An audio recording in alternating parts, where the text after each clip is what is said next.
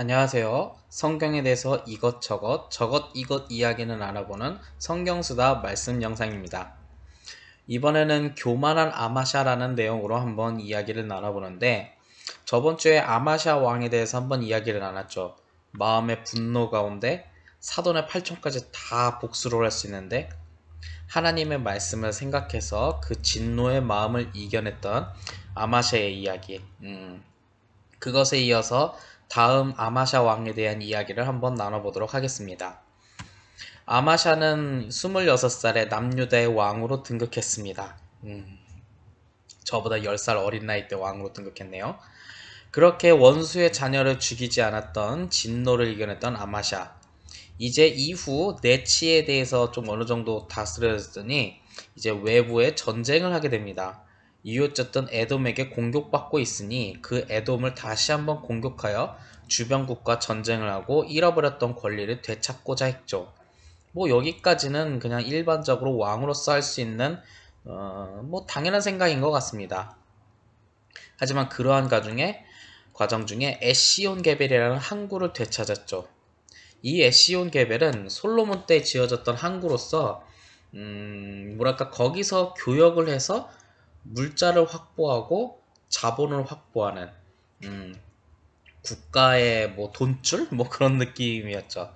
이 에시온 게벨이라는 항구를 통해서 아라비아와 아프리카까지 진출하는 교두보를 다시 한번 확보한 것이 바로 아마샤 왕이었습니다. 이렇게 에시온 게벨을 항구를 확보하고 아주 승기가 올랐고 이제 뭐든지 다 싸워서 이길 수 있어! 이렇게 하는 아주 그냥 자신감을 회복했죠. 그러니 에돔 정벌 이후 이제 북이스라엘과 한판 전쟁을 떠야 하는 상황이 펼쳐집니다. 이때 당시 북이스라엘 왕의 이름은 요아스. 저번 시간에 얘기했듯이 국권을 회복시켰고, 뭐 그거 대신 있잖아, 화살을 3번 내려쳐서 뭐 3번만 이기게 되는 뭐 그런 왕의 이야기 있잖아요. 그런 요아스와 전쟁을 하는데, 여기서 좀 쓸데없는 TMI를 하자면 아마샤의 아버지 이름도 요아스인데 동명이인이 맞네요. 아무튼 북이스라엘의 왕 요아스와 전쟁을 해서 다시 한번 팔레스타인 지역의 패권을 장악하고 싶었던 아마샤 왕.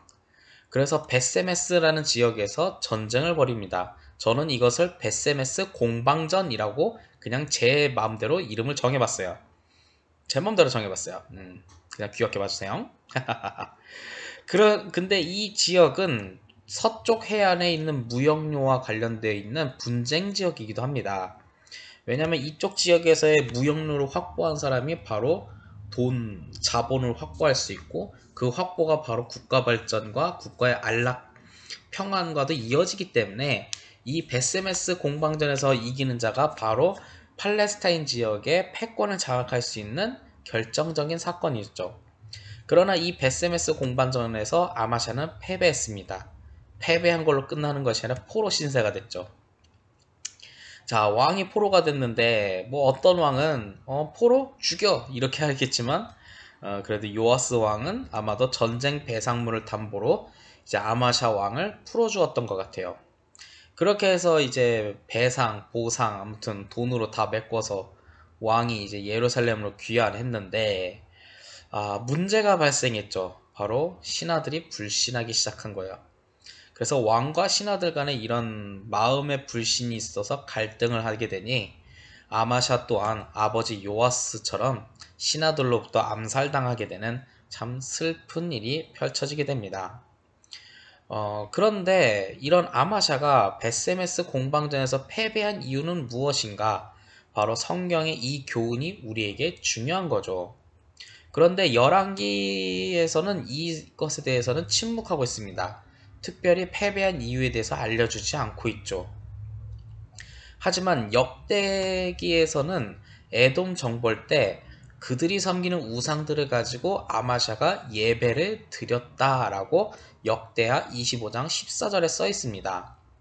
이것은 무엇인고 하고 생각해보니 아마샤가 승승장구하잖아요. 전쟁을 다 이겨. 그러면 북이스라엘 따위도 별거 아니야. 내가 이길 수 있어 하는 그런 교만한 마음이 들었다고 역대기는 기록하고 있습니다. 하나님을 섬기던 아마샤의 자신감 때문에 그 자신감이 하나님이 오히려 떠나게 되는 슬픈 일이 발생한 거죠. 그렇기 때문에 교만한 마음이 아마샤를 패망으로 이끌어간 것이 바로 교만한 아마샤에 대한 우리가 가질 수 있는 교훈입니다. 아마도 잘 될 수도 있어요. 우리는 잘 될 수도 있고 안 될 수도 있는데, 잘 되는 그 순간 때 승승장구 하다 보니 가끔은 내 자신이 한계점을 잊어버릴 때가 있어요. 그래서인지 그때 크게 역전당하고 뒤통수 맞고 크게 패하는 경우가 바로 있죠. 이 교만함이. 아마샤는 그것 때문에 이제 베스메스 공방전에서 패배했고, 거기서 브레이크, 낙하산 없는 내리막길로, 낙하산 없는 절벽 밑으로 쭉 하고 떨어지게 되는 슬픈 일을 맞이하게 되는 거죠. 우리도 한번 생각해 볼 필요가 있습니다. 잘 될 일이 분명히 있고요. 하지만 잘 안 될 일도 있죠. 잘 된 일일 땐 기고만장했는데, 그 기고만장한 교만함이 잘 안 될 때 그 교만한 마음 때문에 아무도 손을 내밀어 주지 않고 도와주지 않는 거죠. 그래서 우리는 그 속담이 갑자기 생각 안 나네요. 개구리 올챙이적 생각하지 않는다 라는 얘기가 있잖아요.